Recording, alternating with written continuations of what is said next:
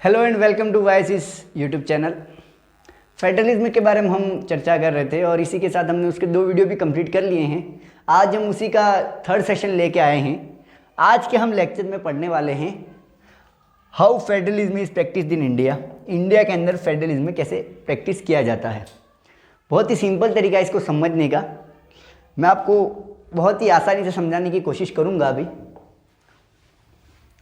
How federalism is practised in India. India के अंदर federalism practice कैसे की जाती है या कैसे किया जाता है। आपने देखा कॉन्स्टिट्यूशन के अंदर कुछ प्रोविजन बने हुए, जैसे कि पावर को डिस्ट्रीब्यूट करने का अलग अलग तरीका है। स्टेट के पास अपने कुछ अलग रूल्स हैं, अलग अलग सब्जेक्ट्स पर रूल बना सकती हैं। उसी तरह सेंट्रल के पास भी अपने कुछ सब्जेक्ट्स हैं, टॉपिक्स हैं, जिसके ऊपर वो रूल बना सकती हैं। इसी के साथ जो स्पेशल पावर्स है असम वगैरह को जो दी गई हैं वो वाली पावर्स हैं, यूनियन टेरिटरीज हैं, ये सारे जो प्रोविजंस हैं वो इंडिया को फेडरल बनाती हैं। लेकिन ये इनफ नहीं है।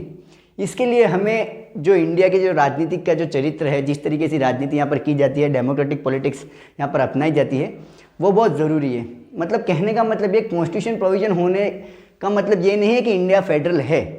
इसके लिए ज़रूरी ये है कि यहाँ के जो लोग हैं उनके अंदर संघवाद की भावना होनी चाहिए, साथ में रहने की भावना होनी चाहिए। ये जो भावना पैदा की गई है वो डेमोक्रेटिक पॉलिटिक्स के जो नेचर है इंडिया के अंदर, उसकी वजह से की गई है। जिस तरीके से यहाँ पे पॉलिटिक्स की जाती है, जिस तरीके से सबको राइट्स दिए गए हैं, सबकी अपनी अपनी अलग स्टेट्स बना दिए गए हैं, उसकी वजह से यहाँ पर जो इंडिया है वो फेडरलिज्म को फॉलो कर पाता है। अगर कॉन्स्टिट्यूशन प्रोविजन के साथ साथ डेमोक्रेटिक पॉलिटिक्स जो है इंडिया की अगर सही तरीके से करी गई है, तब जाकर सक्सेसफुल फेडरलिज्म कहलाएगी। अब डेमोक्रेटिक पॉलिटिक्स को अपनाने के लिए यहाँ पर क्या क्या चीज़ें की गई हैं। सबसे पहले इंडिया के अंदर जो स्टेट्स की जो बाउंड्री है वो पहले अलग अलग थी। बाउंड्री का कोई निर्धारण था नहीं। लेकिन आज़ादी के बाद सबसे पहली समस्या इंडिया के सामने यही थी कि यहाँ कर जो स्टेट्स हैं उनको रीडिज़ाइन किया जाए, या उनको इस तरीके से बनाया जाए कि एक भाषा के लोग एक ही जगह आ जाए या एक कल्चर के लोग एक ही जगह आ जाए। इससे क्या होगा कि एडमिनिस्ट्रेशन जो होगा वो इजी हो जाएगा। लोग जो होंगे एक जैसे लोग होंगे तो वहाँ पर जो काम करने का तरीका वो इजी हो जाएगा। हम इसके बारे में पढ़ लेते हैं। In 1947 the boundaries of several old states of India was changed in order to create new states. जब आप एनसीईआरटी की बुक खोलोगे उसके अंदर एक साइड पर इंडिया का 1947 का मैप है, उसके दूसरी तरफ 2019 का मैप दिया हुआ है। इसके अंदर आप आराम से डिफरेंस कर सकते किस तरीके से बाउंड्री चेंज की गई है। People who spoke the same language, जो लोग सेम भाषा बोलते थे, lived in the same state. Lived in the same state मतलब उनको एक ही इलाके के अंदर कर दिया गया, एक ही स्टेट के अंदर कर दिया गया। कुछ स्टेट ऐसे भी थे जिनको लैंग्वेज के हिसाब से ना बनाकर कल्चर, एथनिसिटी एंड जाति और ज्योग्राफी के हिसाब से वहाँ पर बना दिया गया। ये बनाने के पीछे कारण क्या था, यही मैंने आपको अभी बताया कि यहाँ पर जो कामकाज करने का जो तरीका है, एडमिनिस्ट्रेशन जो चलाना होगा, अगर सेम लोग होंगे, मेजोरिटी उनकी होगी तो अच्छी तरीके से चला पाएंगे। ये जो स्टेट्स हैं जैसे कल्चर और एथनिसिटी के हिसाब से, जोग्राफिकल कंडीशन के हिसाब से बनाए गए हैं। उनके कुछ एग्जांपल है जैसे कि नागालैंड, जो अभी हमने पिछले लेक्चर के अंदर नागालैंड के बारे में डिस्कस किया, किस तरीके से वहाँ पर इंडिजीनियस पीपल रहते हैं, किस तरीके से उनकी लैंड को प्रोटेक्ट करने के लिए स्पेशल पावर दी गई हैं। साथ ही उत्तराखंड हो गया और झारखंड हो गया। उत्तराखंड आप देख सकते हैं जोग्राफी के हिसाब से पहाड़ों वाला देश है, वहाँ पर लोग भी उसी तरीके से रहते हैं जो पहाड़ों के अंदर संघर्ष कर सकें। झारखंड है, वहाँ पर स्पेशल ट्राइब्स रहते हैं। इस हिसाब से ये जो स्टेट्स हैं उनकी सीमा का निर्धारण किया गया है। इसका स्क्रीनशॉट ले लीजिए। इसके बाद हम आगे पढ़ते हैं।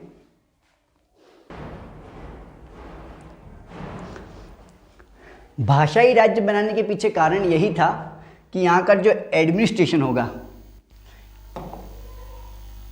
एडमिनिस्ट्रेशन यानी यहाँ पर जो कामकाज करने का जो तरीका होगा वो बहुत अच्छा हो जाएगा।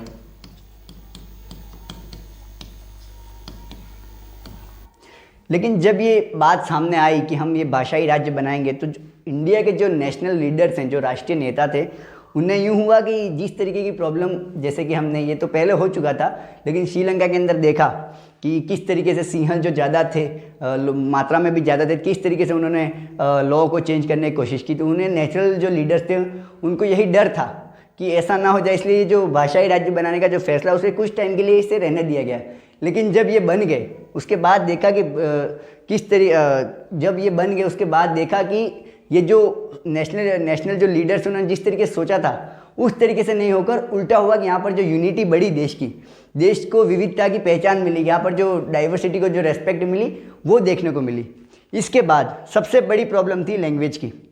इंडिया के अंदर लैंग्वेज की प्रॉब्लम बहुत है, क्योंकि यहाँ पर 1300 से ज़्यादा भाषा आज भी बोली जाती है। 2011 के सेंसस के हिसाब से 1303 के आसपास कुछ भाषाएं बोली जाती है। अगर इनको किसी ग्रुप के अंदर बांट ले तो भी ये 121 के आसपास भाषाएं हैं। आपको मैं एक एग्जांपल बताऊं किस तरीके से सिंहल की जो प्रॉब्लम्स थी कि एक भाषा बोलने वाले लोग थे, जो प्रॉब्लम्स वहाँ अराइज हुई थी वो यहाँ अराइज ना हो, इसलिए एक लैंग्वेज पॉलिसी अपनाई गई। किस तरीके से लैंग्वेज का डिस्ट्रीब्यूशन किया जाए, डिस्ट्रीब्यूशन नहीं मतलब कौन कौन से लोग कौन कौन सी भाषा बोलेंगे, इनको कौन सी भाषा नेशनल लैंग्वेज करनी है, ऑफिशियल लैंग्वेज करनी है, कौन कौन से राइट लैंग्वेज के हिसाब से देने, वो यहाँ पर देने की बात करी गई है। इसके बारे में हम पढ़ते हैं तो Hindi was identified as official language. Official language मतलब राजभाषा, मतलब सारे जो कामकाज करने के लिए जो भाषा है वो हिंदी को अपनाया गया। आपको जानकर ताज्जुब होगा कि इंडिया के अंदर इतनी पॉपुलेशन है लेकिन इंडिया की अभी भी तक कोई भी नेशनल लैंग्वेज नहीं है। इंडिया की कोई भी नेशनल लैंग्वेज अभी तक नहीं है, क्योंकि यहाँ पर जो लोग हैं हिंदी भी यहाँ पर लगभग ऑलमोस्ट 40 और 45% लोग बोलते हैं, 50% भी नहीं बोल पाते। ऐसे कंट्री के अंदर जो हिंदी है वही सबसे ज़्यादा बोली जाती है, लेकिन अभी भी उसको नेशनल लैंग्वेज का दर्जा नहीं दिया गया है और ऑफिशियल लैंग्वेज के रूप में हिंदी आज भी इस्तेमाल की जा रही है।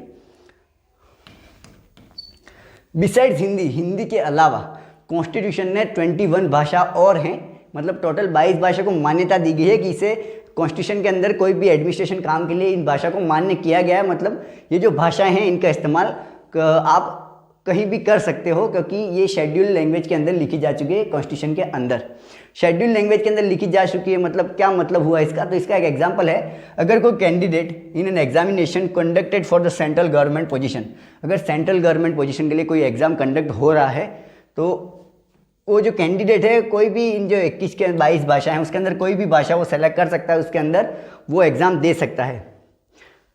In any of those according to the constitution, constitution के हिसाब से, यहाँ तक ही है अब ये आ रहा। इसके कहने का मतलब ये है कि जो अगर सेंट्रल पोजीशन का कोई एग्ज़ाम हो रहा है सेंट्रल गवर्नमेंट का, तो उसके अंदर जो 22 भाषा है उसके अंदर जो बच्चा जो कैंडिडेट है वो कोई भी सेलेक्ट करके उसके अंदर वो एग्ज़ाम दे सकता है। तो ये जो लैंग्वेज पॉलिसी है वो इंडिया के अंदर अपनाएगी। इसी के साथ 1965 के अंदर इंडिया के अंदर इंग्लिश को कैंसिल कर देना है, यानी इंग्लिश के अंदर जो काम हो रहे थे उसको 1965 तक बंद करने का सोच लिया था कॉन्स्टिट्यूशन ने तब ही। लेकिन however many non Hindi speaking states, non Hindi speaking states मतलब वो स्टेट्स जो हिंदी नहीं बोल पाते थे, मतलब हिंदी उनके नहीं आती थी, जैसे कि साउथ के स्टेट्स है जैसे तमिलनाडु, कर्नाटका, अरुणाचल प्रदेश, ये वगैरह जो स्टेट्स हैं वहाँ पर आज भी हिंदी नहीं बोली जाती या नहीं पढ़ाई जाती। Many non Hindi speaking states demanded that the use of English continue, मतलब ये कह रहे थे कि इंग्लिश का जो यूज़ आप बंद ना करो, ये इंग्लिश को कंटिन्यू रखो, ताकि हम जैसे जो स्टेट्स हैं जो इंग्लिश ही बोलते हैं या उनकी जो ऑफिशियल लैंग्वेज हैं वो बोलते हैं, लेकिन हिंदी अगर आप कंपलसरी कर दोगे तो हमारे एडमिनिस्ट्रेशन के अंदर दिक्कतें होंगी। तमिलनाडु के अंदर यहाँ तक कि दंगे हो गए थे तमिलनाडु के अंदर। Tamil Nadu this movement look A violent form. अब लैंग्वेज पॉलिसी आप देख सकते हैं किस तरीके से यहाँ पर लैंग्वेज पॉलिसी अपनाई गई है। इसी के साथ सेंट्रल और स्टेट के रिलेशन अब किस तरीके से ये अपनाया गया वो देख लेते हैं। फेडरेशन के अंदर हमारा टॉपिक है, मैं आपको फिर से याद दिला दूं, how federalism is practised in India. उसके अंदर हमने पढ़ा कॉन्स्टिट्यूशन जो प्रोविजंस है, उसके अलावा डेमोक्रेटिक पॉलिटिक्स है, उसका होना बहुत ज़रूरी है। डेमोक्रेटिक पॉलिटिक्स के लिए कुछ स्टेप्स यहाँ पर इंडियन कॉन्स्टिट्यूशन के द्वारा उठाया गया है, जहाँ पर जो लोग रूल कर रहे हैं उनके द्वारा उठाए गए थे, तो वही हम पढ़ रहे हैं। इसके अंदर हम थर्ड टॉपिक पे आ गए, सेंट्रल एंड स्टेट रिलेशन। ये समझने का टॉपिक है, आप आराम से इसको समझे। फॉर ए लॉन्ग टाइम, बहुत लंबे समय तक, the same party ruled both at the centre and most of the states, मतलब बहुत लंबे समय तक आज़ादी के बाद बहुत सेंट्रल लेवल पर तो एक ही पार्टी थी लगभग 70-80 साल तक, और ज़्यादातर स्टेट्स में भी वही पार्टी थी रूल कर रही थी। तो तब तक तो पता नहीं चला कि स्टेट के पास कौन सी पावर फ्री है या नहीं है, जो वो सेंट्रल कहते थे वही यहाँ पर कर देते थे। लेकिन 1990 के बाद जब वोटिंग आराम से सब लोग पढ़े लिखे हो गए, उसके बाद से वोटिंग और किसी एक पार्टी को मेजॉरिटी नहीं मिली, 50% से ज़्यादा वोट नहीं मिले, तब एक नई गवर्नमेंट फॉर्म हुई, कोलिशन गवर्नमेंट। हिंदी में इसे कहते हैं गठबंधन की सरकार, गठबंधन सरकार। गठबंधन सरकार मतलब जब दो पार्टी मिलकर किसी गवर्नमेंट को फॉर्म करे या किसी गवर्नमेंट के अंदर रहकर उसे रूल करे तो उसे कोलिशन गवर्नमेंट कहते हैं। मिनिमम दो पार्टी होना बहुत ज़रूरी है। जब एक पार्टी 50% से ज़्यादा वोट हासिल नहीं कर पाए तो दो पार्टी जो होती है वो मिलकर कोई भी गवर्नमेंट फॉर्म करती हैं। Since no party got a clear majority, Lok Sabha के अंदर किसी भी पार्टी को मेजोरिटी नहीं मिली, the major national parties had to enter into alliance. Alliance मतलब गठबंधन के अंदर आना पड़ा नेशनल पार्टीज़ को, with many part including several regional parties, मतलब रीजनल पार्टीज जो थी उनको भी साथ लेकर यहाँ पर कोलिशन गवर्नमेंट को फॉर्म करना पड़ा एट द सेंट्रल लेवल पर। This led to new culture of power sharing. यह करने से पावर शेयरिंग का एक नया कल्चर पैदा हुआ कि जो फैसले हैं वहाँ पर मतभेद होने लगे कि भाई ये पॉलिसी ख़राब है, ये सही है। ये जो फैसले हैं जो एक गवर्नमेंट के लिए बहुत हेल्दी बात है, जहाँ डेमोक्रेसी है, वो सारी चीज़ें अराइज होने लगी। This led to new culture of power sharing and respect for the autonomy of state government. State government की जो ऑटोनॉमी है, जो फेडरलिज्म की डिमांड है, फेडरलिज्म के अंदर जिस तरीके से हमने पहले पढ़ा स्टेट गवर्नमेंट अपनी पावर को अलग से एंजॉय करता है, वो जो चीज़ें हैं वो 1990 या 1992 के बाद अराइज होने लगी, क्योंकि यहाँ पर कोलिशन गवर्नमेंट फॉर्म होने लगी।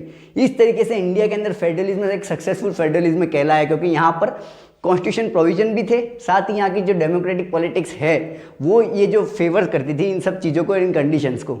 इसी के साथ हमारा जो नेक्स्ट टॉपिक होगा वो होगा डिसेंट्रलाइजेशन इन इंडिया। ये अपने आप में एक बहुत बढ़िया टॉपिक है, पढ़ने लायक टॉपिक है, और ये बहुत लेंदी भी है टर्म्स के अंदर पढ़ाने के लिए, इसलिए हम इसको अगले लेक्चर के लिए ले जाते हैं। तब तक के लिए thank you and again subscribe.